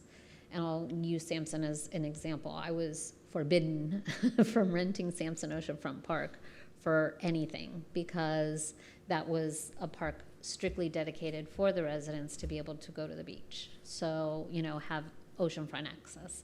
So that one was never put into the rental program, as an example. Okay. But I also think that it's hard to rent out certain areas because they're not closed Conducive off. to, Yeah, correct. you can't prevent someone from still walking through there. So if I'm paying to have a party there, and then there's still people sitting down wherever they want to. Right. Yeah, that does, and frankly, if people want to have, their 5-year-olds there with a cake, I don't see why that would be a big deal. So we don't really ever stop them. Right, that's what I'm saying. If you just show up with your 10 kids and a cake, we don't kick you out of the park. Right. But if you wanted to reserve the tables or something like that, that would be a rental. Right. Okay. Okay. Anything else on in-kind? So it's a separate document, mostly because it's different. It's going to have different limits, the $10,000 limit per application. The application period would be the same. The free or reduced rate, they should not be approved if it would result in the disruption of services to our to our residents. So that would be some criteria. So if somebody wants to come and rent Pelican during when I have to have summer camp, we would not approve that because it can't interrupt the services, what we're providing for our residents. Okay. Can I ask you actually regarding that? And this is maybe off topic. The soccer field at Gwen Margolis. Yes. I know that that's probably one of the biggest use fields that we have. It is. And I've gotten feedback in the past, and this might just not be accurate, but so correct me, that it's often being rented out, and so that the kids can't use it. So is this accurate, and does this fall into that category? That is not accurate. Okay. We do not rent out Senator Gwen Margolis Park field. The field, there's no leagues that use it, that are outside? They're our leagues. All our leagues? Everything is run by us. Okay. Now, The adult ones too? Yes. Okay. Yes. The adult one. Margolis Park does not get rented out for private soccer events. Oh, we're gonna hear something. I know you weren't ready for this, so. Margolis, there is a rental structure at Margolis Park. There was for Pelican for the baseball field, and then we have a rental structure in place for Senator Gwen Margolis Park as well. It splits it into threes. I could reserve 1/3 of the field. I could do a half field, or I could do a full field. It's not something, we don't have any current permits in place for Margolis Park right now. So the only rentals that we have a couple rentals at Pelican Community Park for the baseball field. We have a couple adult groups that come out at night and rent that park. And they play soccer? Yes, ma'am. On the baseball field? On the baseball field, okay. So then if someone wanted to start renting the Margolis Park, we would then not allow it because the kids are using, like, how would that work? Your statement that you made, how would that work? So it's really hard because we use it so often. Right, so we would basically not be. So we had been approached a couple of times for like somebody who wanted to host a full-on tournament and rent the whole thing for like a whole weekend. Our rate was, not conducive to. We don't have adequate parking. What they wanted to do would not fit into a neighborhood park. So we have not approved those in the past as a rental. Okay, all right. I'm thinking, like what Colin's talking about, there is this adult soccer group who does use the baseball field, who would love to use the soccer field. But the timing we've always had programs there, so they were not able to rent it. But I guess if they asked for a time that we had open, we would let them. We would consider it depending on needs, because right now Margolis Park is closed Monday through Friday from 4 o'clock until 8 o'clock for city programming. And then on Saturdays, depending on our C's Soccer League, which is run in the fall and in the spring, which basically takes over the field from 8 in the morning all the way until 5 or 6 at night, depending on the league schedule. But if they wanted to rent it after? It would depend on our needs, and if it was after, and then it would. But again, it's finding that right balance, and that's the challenge, finding the right balance between our programming and access for public use. And I would always err on the side of caution of giving for public use before I would do for a private rental. Perfect, okay. Commissioner Susan, you had a question? Yeah, can you please share with us like the rental fees, the criteria, how the fees for the event are calculated? Because I recently being approached about that heavily by certain groups that they are upset that apparently there are different rules for different groups. I don't know the fees off the top of my head, but I think No, all share of with them, us later, not Okay, today. No. I think it's all on there. If you're talking about something recently, it was an area that is not in our rental program. So we had a request to rent an area that's not in our rental program, that we based it on the revenue that we would have received if it were open. You're talking about the parking lot? Yeah, I received like a lot of complaints. Okay, so people can rent parking spaces, and in this particular case, they wanted to rent all of the parking spaces. So we charged them what it would have cost to rent all of the parking spaces in that lot. No.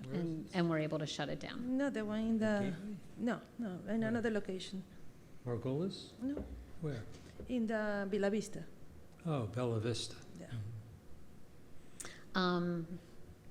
It is rare that we get anything outside of what our normal rental program is. Yeah, but I just want to know how we calculate the special events fee, because that's where. Okay, a special event fee is through our special event permit process, Both, which yeah. is online. No, But yeah. then the rental of it is separate, yes. Yeah. And I can get you more information on that if you'd like. The other, some of the comments were about revising the amount. So one suggested raising it to $100,000 for the year, another $50,000 for the year. Our recommendation is for this fiscal year, you have budgeted $20,000, $25,000. Leave it at that. And then, again, during your budget goals meeting, you can discuss and make it whatever you want for next fiscal year. But for this document, for this year, we will leave it at what is currently budgeted. And then I think the other outstanding item was sponsorships. So there was a discussion about having a same process for sponsorships. I met with Alan on this. This one gets a little more complicated, partially because, an example of not knowing. So there's some things we sponsor regularly. Miami-Dade County League of Cities, their installation dinner that we buy a table, or the police gala, we buy a table, it's a sponsorship. Again, through the budget process, just like with the in-kind donations and the other donations, you can bring that up and put that in your budget requests, and then you vote on that, and that's how we could handle those. But then there's gonna be things like the Pelican Harbor Seabird Station, that came up at the last minute. So it's gonna be very hard to say, call a special commission meeting so we can approve this one. So maybe there's a way to give the city manager authority, and then he brings it back to you at the next commission for ratification. But again, all sponsorships would go through approval through you, whether it's through the budget process in the beginning or throughout the year. I do have a comment about that. I have a question. Okay, so to be consistent, I believe sponsorship should be exactly like donations and the rest, that we should vote for them separately. The budget book and the budget process is like very tiring, and then it gets buried there, because when we are talking about millions and millions about certain stuff, then suddenly sponsoring something for $10,000 sounds like nothing, when it's a lot. So, and then again, it gets really buried in the whole budget process. So to be consistent, I think it will be so much better to also vote on them, and also to have the timeline, you know, between this time and this time. And in the sponsorships, also, in my opinion, should be sponsored by somebody. Like, for example, if Legal Cities is really important for me, or included, or for the city manager, or for the staff, it can come from you guys as well. Like, I recommend, like, from the city manager's office, we recommend these 5 sponsorships during the fiscal year. But separate conversation, and not to be tied up with the budget. I think it's, again, way too much. And then it is a little bit complicated to see what is it that we are sponsoring and what is it that we are not. So yeah, I would like remove it from there, and apply the same criteria that to donations and in kind, that we are going to be approving those in certain period of time. As always, if there is, we almost have a budget amendment every month. So we don't need to make a special commission meeting for something that it might appear suddenly. So yeah, I don't think it should be part of the budget. It should be consistent with the other, with the donations. What did you want to say, Commissioner Muscar? Well, it is very nuanced, the difference between donation and sponsorship, but I don't want to complicate it, but I wouldn't mind a list of the things that we sponsor, because there's things like, I don't know, maybe there's the procurement association of something, right, that is appropriate to sponsor, but I don't know. And so I wouldn't mind seeing that, but I wouldn't complicate it beyond that. And the donations all would be through your budget. So you all get to see all of the detail, you know, in detail. It's up to you what you're putting in there. So we will definitely spell all of that out for you in the budget document, so that you know what when you approve that line item, you know what the detail is in there. Can you clarify, please, why this, to Commissioner Stevenson's question as to why it's split out? Can you give an example besides the Pelican Harbor? Why you would need to have the manager have that ability? Because things come up very last minute. Like what?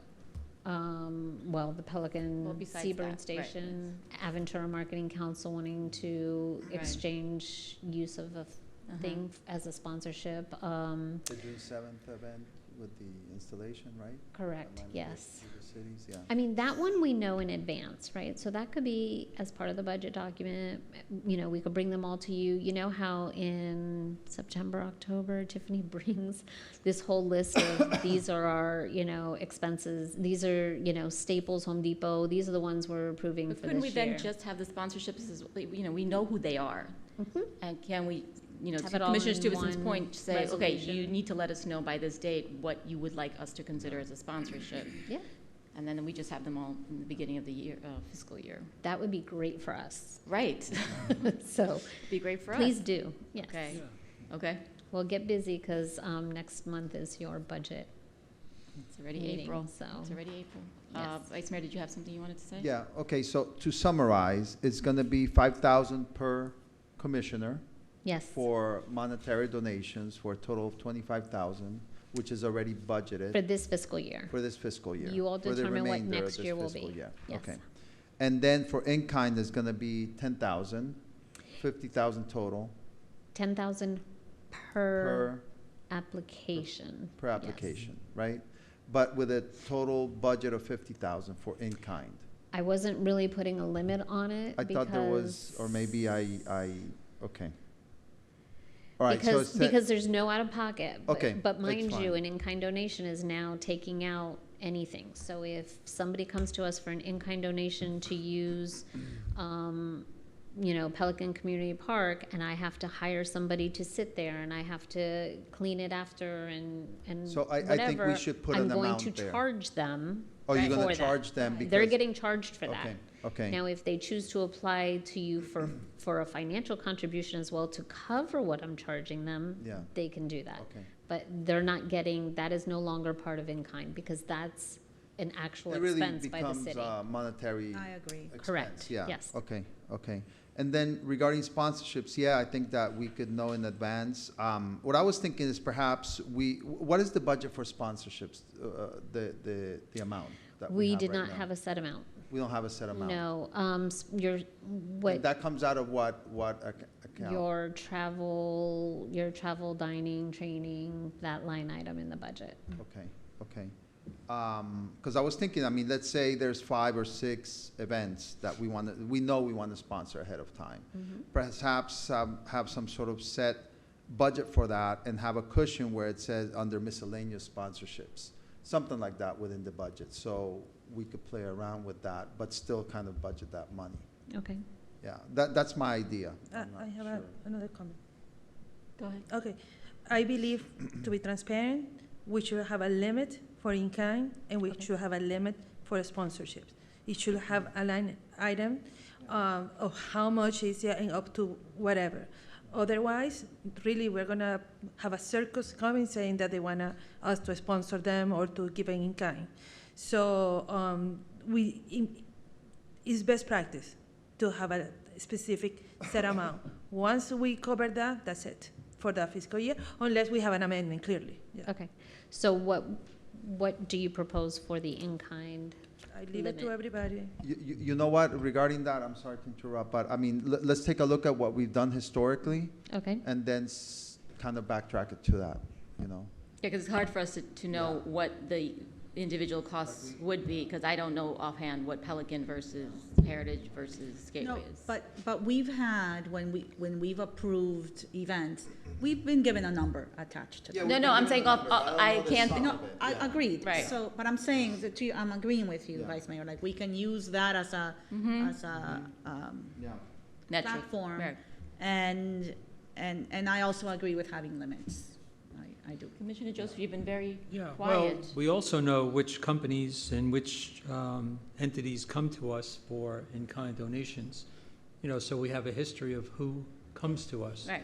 So do we then, let's say we have someone come to us who hasn't come to us, every year. We have ones that come to us every year, and then let's say we have that limit, but then someone comes to us who missed a year. What do we do? I don't understand your question, but what we're saying is, we're going to use historically those people, like who come every year, and we only have so much data, right? And we don't want to throw out arbitrary numbers. So we'll figure it out based on the data that we have. And then if somebody comes for the first time, or they haven't come for 5 years, it doesn't matter. Like, we're going to have our regulations, and we're going to apply those regulations. So we have an automatic turn down. Not necessarily, because they have to We've apply. already reached our limit. I'm not saying that at all. I don't know how you get there from what I'm saying. No, I think, Commissioner Joseph, we have the deadline. So if you get in by the deadline, Right. then you should be, eligible for approval. Okay, so, no, I'm glad to see that we finally have a process. Yeah. That's Yeah, the we important need it. thing. Yeah, so Susan, if we could potentially look at maybe the last 3 or 4 years, just to get a sense of any, to Commissioner Joseph's point about anyone that maybe hasn't been around in the last couple of years. Yes. Okay. Do you want us to include everyone who has asked or everyone who has received? Both. Okay. It's a good There may question. be some that have been turned down that that some of us would have Right. thought they should be accepted, and they weren't. Right. So we have to include those as well. It's a good question, Susan. Okay. Is that enough feedback for you? Yes, it is. Thank you very much. All right. Okay, the next item, well, Mayor, before we continue, we're approaching 5 o'clock, so Yeah, we need to decide, how many more items do we have? we have 4. Item 3G is being removed from the agenda. 3G, okay, so if you all are, if I have the consensus, can we go to 5? See how far we went, and then see if we're gonna move okay. everything else to 6:30? Yeah, we could go Okay. with that. Okay, Yeah. go ahead. Okay, so the next item is a discussion regarding special recognitions. I'll try to go through this very quickly. So this policy is being presented to formalize the city's approach in issuing ceremonial recognitions. This is primarily done to ensure consistency, fairness, transparency in how the city honors individuals and organizations. So in line with that, the purpose of these recognitions, they're issued in accordance with the charter, which states that the mayor's office is recognized as the head of the city for ceremonial purposes. And being that these recognitions are ceremonial in nature, they're written in a manner, and I'm speaking specifically about proclamations, they're written in a manner where they're issued by the mayor on behalf of the city commission. And if you look at the policy, there at the beginning, it cites the specific section of the charter.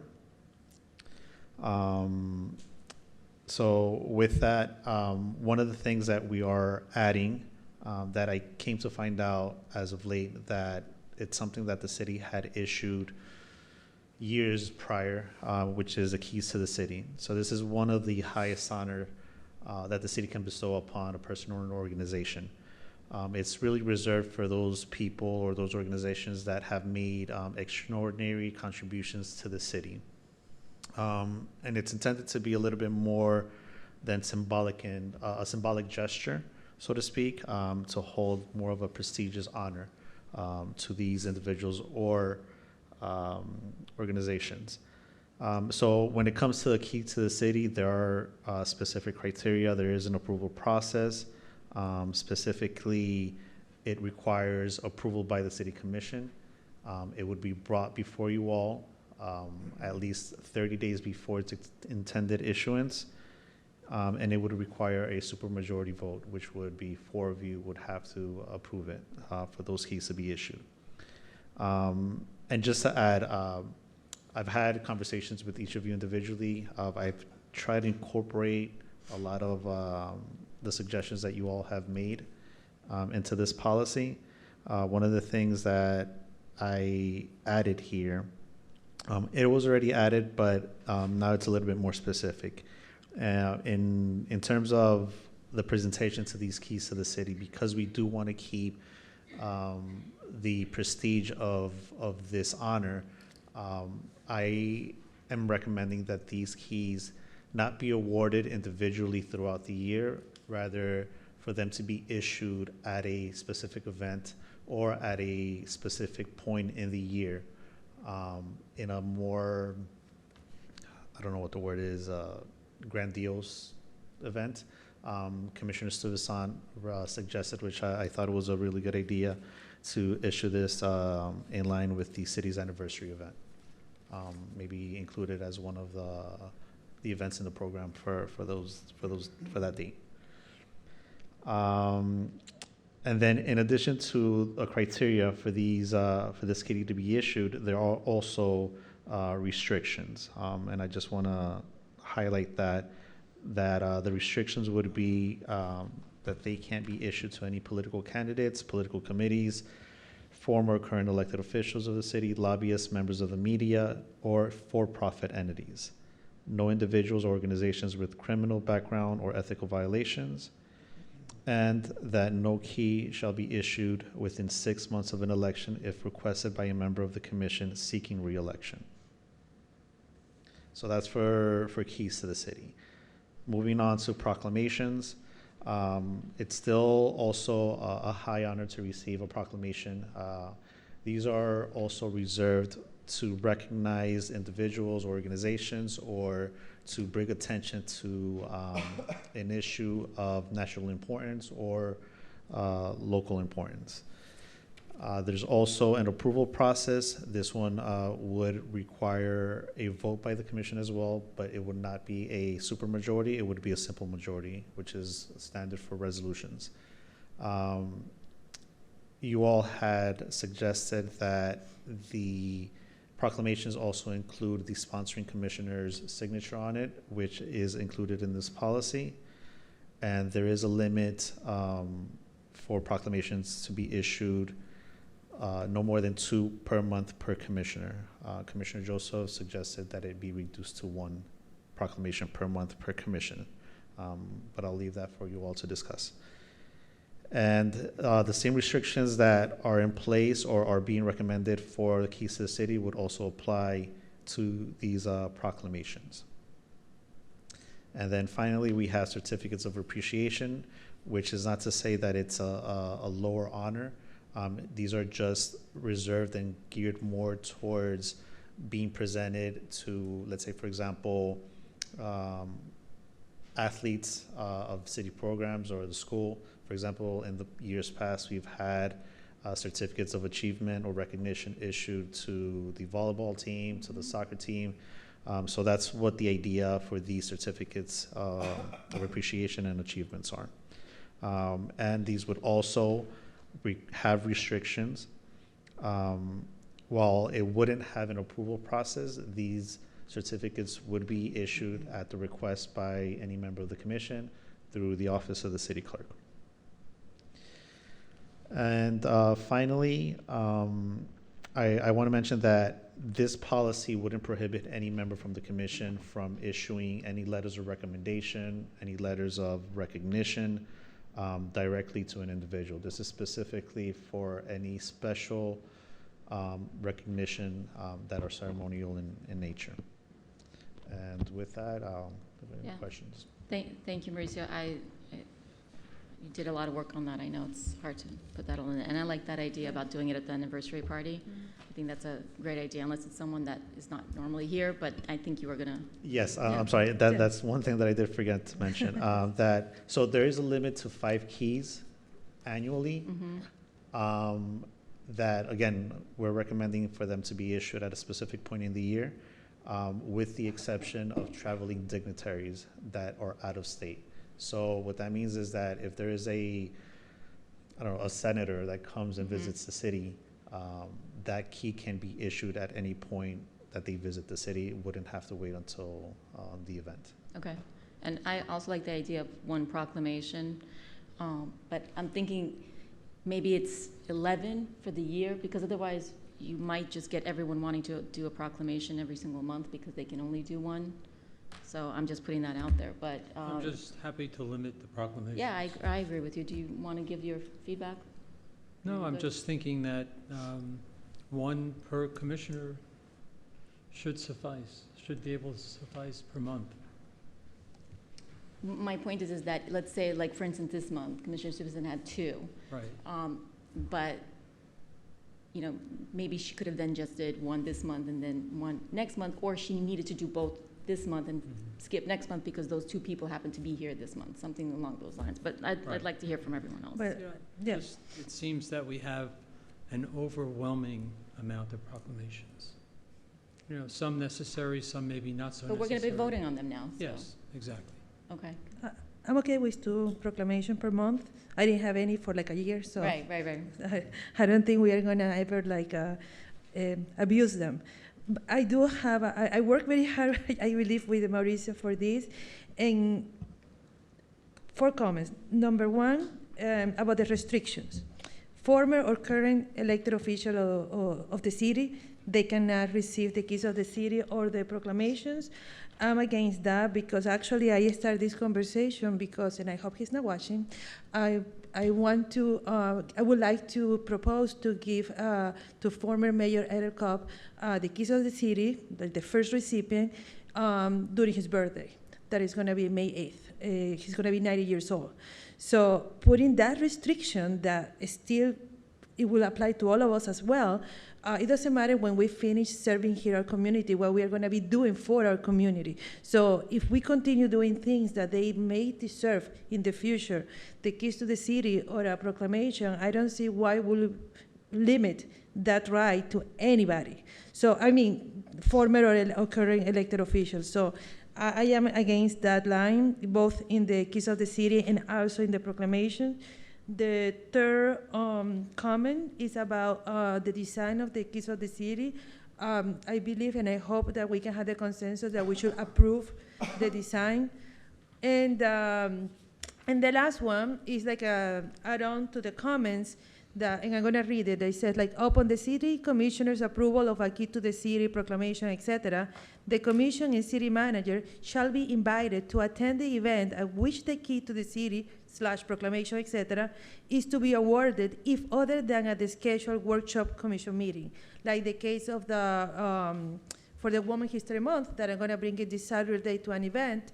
I want everybody to know so everybody has the opportunity, but to keep it like it's a rule. So if we are not going to give the proclamation during a scheduled commission meeting, because we are going to bring it to maybe at the Florida Legal City, we're going to bring it to Tallahassee or something like that, at least to let everybody else know, inform that where is it that it's going to be given, okay? So those will be like my 4 comments. Yeah, go ahead. Mayor? Okay, so, okay, let me start off with that last comment. So that would mean that we would need to tweak this policy a little bit, because the policy does state that these proclamations or the key to the city is issued at, I'm sorry, not the key to the city, the proclamations are issued at a commission meeting, a workshop. So it all depends on what you all agree on, whether this is presented in addition to it being presented at a commission meeting. I'm speaking specifically to being issued at or being presented at an event. So that's just a clarification that I would need for you all to reach a consensus on how this is presented, whether it's going to be issued. So for example, the Seabird, okay? If that proclamation had been requested while this policy was in place, then you wouldn't have had the ability to present that at the event, the way that the policy is currently written. So what I'm asking for is just to clarify, do you want that proclamation or those proclamations to also have the ability to be issued at a separate event outside of the commission meeting, or in addition to? Could you clarify what you mean by issued? Presented, I mean. Okay. Presented. It will still require the approval of the commission. Right. But the proclamation be presented either at an event or at the workshop, or both. Both, well, Both. we did in the Miami-Dade County Legal Cities. League of Cities, yeah. That we were there, but it would be good to know in advance that it is gonna, that's it, just like an email informing everybody that we issue this month, but we are gonna be presenting it at blah, blah. Got it. Okay, thank you. Okay, the next thing is, yes, absolutely. Well, once we, or depending on the direction that the commission gives, we'll definitely bring back the design of the key to the city, make sure that you all like it and all that. And then as far as the restrictions go, as I've explained to each of you, the idea behind this specific restriction in terms of it not being issued to any current or former elected official is to, one, not have these recognitions politicized. We want to keep the integrity, we want to keep the special recognition of these honors, and then two, once you're an elected official, you're considered an elected official for life. When we're speaking specifically about keys to the city, the idea behind that is that they're issued to visitors, because it signifies that they're welcome to the city at any point whenever they like. It's the same concept as you giving a key to a trusted friend. That means that they can come and go as they please to your home. So that's the same concept that we're trying to propose, that we're trying to establish. It's not being recommended to prohibit anyone from issuing, or in mind with prohibiting anyone at all. So, but again, this is just a recommendation. We leave it to you all to give us a direction on how you want those to be issued. Do you want to give all your feedback first, and then we'll, that's it? Okay, who wants to go next, and then we'll kind of loop, go ahead, Vice Mayor. So going back to that point, but it does not preclude this commission from giving, let's say, an previous elected official some sort of recognition, right? No, it would not. This is It specifically will for be the keys to the specifically city to and keys or a proclamation. proclamation, Both. so, yeah. For both. Both, Yeah, but the city can still, you know, you all reserve the right to be able to recognize Yeah, current or former okay. elected officials in any other manner that you Okay, see perfect. fit. So, and then regarding the approval, because I see that now, obviously, if I wanted to have a proclamation for April, I would need the approval today from the commission, correct? So the month, the month Today, before. basically. Yeah. I would need the approval today, because I do have a proclamation that I want to bring forward for April, which is time sensitive. Yeah. Okay, is you know, specific to a date. Mhm. So, what do I do in that case? Can I add it on to our agenda for 6:30 PM? So because these recognitions would now, like you said, Or can I require the get commission grandfathered approval? in and just Well, we're have? not Well, even no, voting on so, this so yet. they would, We so haven't they would even voted essentially on this become, Yeah, okay. yeah. So I can You're, just- you're grandfathered in, basically. So these recognitions would now essentially be approved by a resolution, Okay, in which point they would fall within the same guidelines as the ones that we currently have for commissioner-initiated resolutions, where we have the requirement for these items to be submitted Mhm. 14 days prior, Mhm. but you also have the ability to walk on an item if, you know, if Okay. it's important or if it's an emergency. Okay. All right, So thank you you. could. Was that the only thing? That's it, yeah. Commissioner? Well, just, yeah, a couple of things. It's Women's History Month, so you would be grandmothered in Yeah, for there this you go, meeting.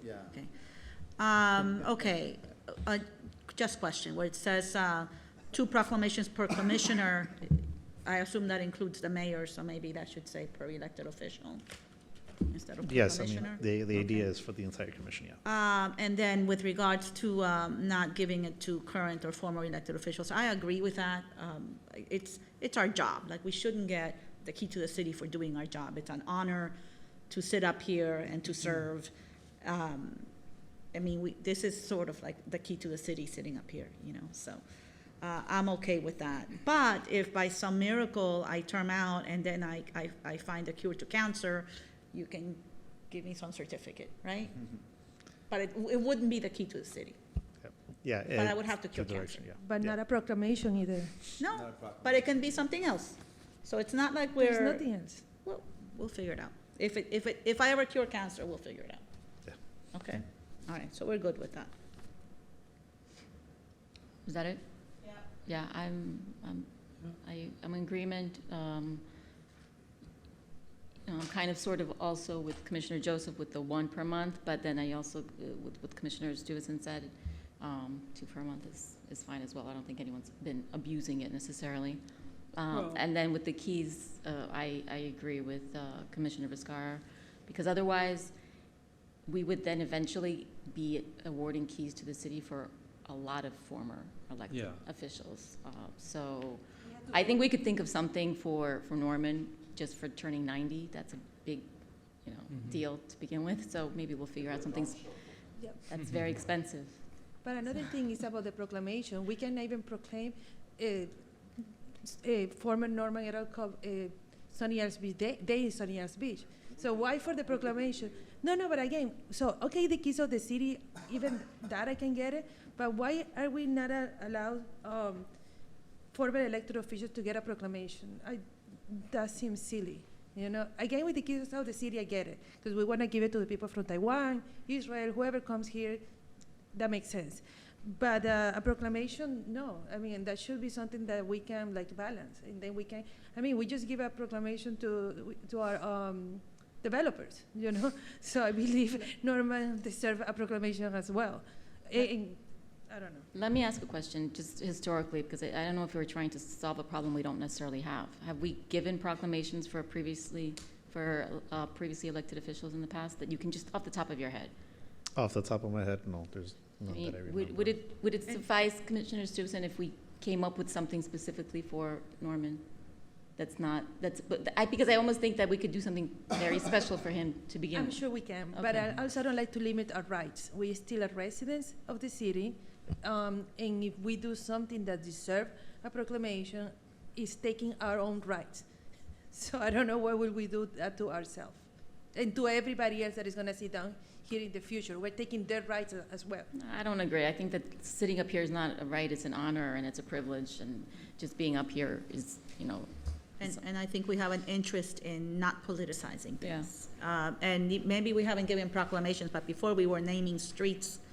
Right, and we all stopped over doing the that. place. Maybe we ran out of streets and I don't know. But I think I think we should be humble about it.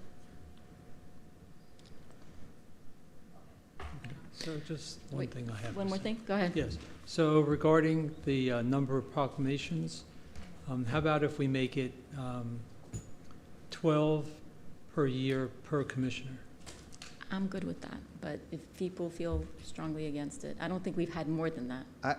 Listen, to that me, seems like a Have lot we anyway. had more than that per I commissioner? don't think so. I don't think we've abused it. Yeah, so Can you one check, per month per Mauricio, see commissioner? just an average what I it's think- been so that we yeah. get a better sense, so we're not overthinking this? Or just 12 per annum? 1.5 per month. I think going for the year instead of for the month Yeah, is for the probably year. better. Yeah. Yeah, so for the year.